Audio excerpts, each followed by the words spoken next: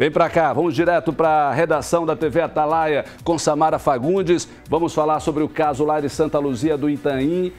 Um suspeito foi preso por populares, certo, Samara? Viralizou nas redes sociais. O que a polícia tem a dizer? Com você as informações. Olá, voltamos então com essa informação muito importante. Esse suspeito foi preso na manhã de ontem, deste domingo, por volta das 8h30, no povoado Murici. E a delegada detalha sobre essa prisão. Vamos ouvir.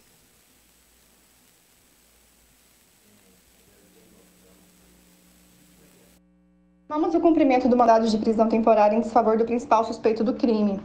É claro que a pergunta principal que toda a população, e os meios de imprensa nos fazem é a seguinte: quais os motivos que nos levaram a colocar esse homem como principal suspeito?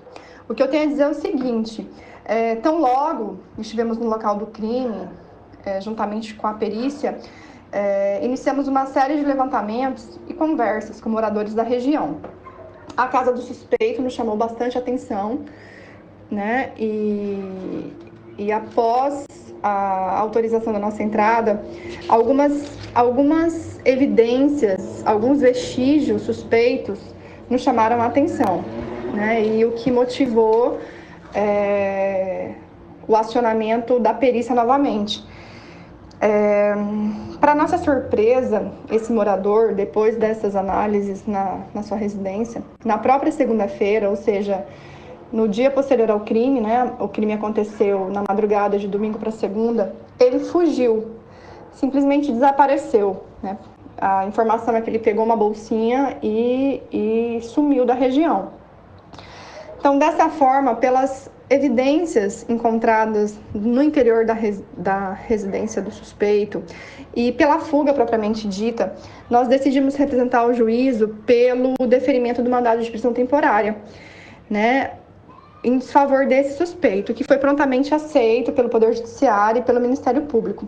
Então, de posse desse mandado de prisão, os policiais civis, tanto de Santa Luzia do Itaim quanto da Regional Distância, iniciaram uma verdadeira caçada a esse suspeito nas matas da região. Nessas andanças, passaram a conversar com os moradores da região, solicitando apoio para capturar o suspeito e não fazer justiça com as próprias mãos. Eu digo isso por quê? Porque as conversas, as notícias que nos chegavam era que a população iria linchar esse suspeito, Então, a gente entende que o trabalho dos policiais, percorrendo os povoados, conversando com os moradores, conscientizando essas pessoas de que a prisão era certa, mas sujar as mãos de sangue não, a gente entende que isso surtiu bastante resultado. Neste momento, o que eu posso afirmar, de forma até bem resumida, é que o suspeito, de fato, confessou o crime. Não vou dar maiores detalhes, até por conta da segurança da investigação. Por quê? Eu digo isso porque, assim, o importante para toda polícia investigativa séria é que toda confissão seja respaldada por demais provas. Neste caso específico, a confissão dele tem que ser respaldada e validada pelas provas periciais.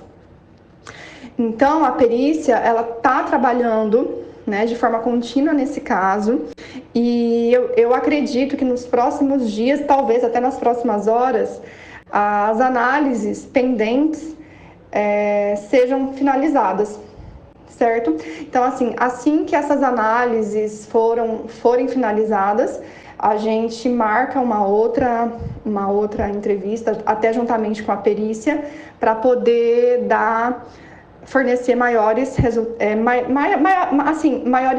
dados da investigação para vocês.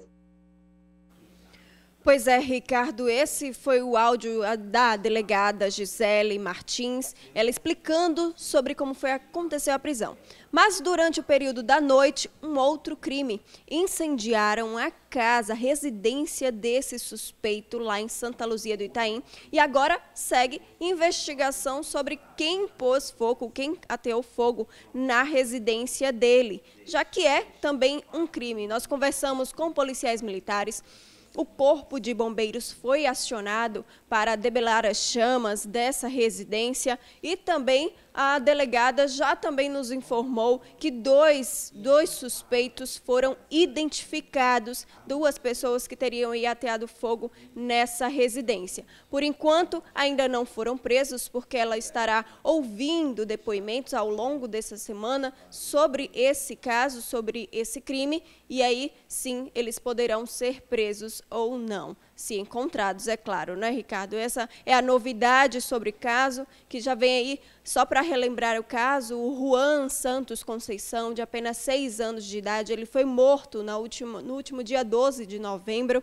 numa segunda-feira, e aí a criança foi encontrada com sinais de violência sexual. Ela foi também estuprada e o principal suspeito foi este homem, este senhor, que foi encontrado na manhã de ontem. Ricardo, todos os dados, os detalhes sobre esse caso, claro, lá no portal A8SE.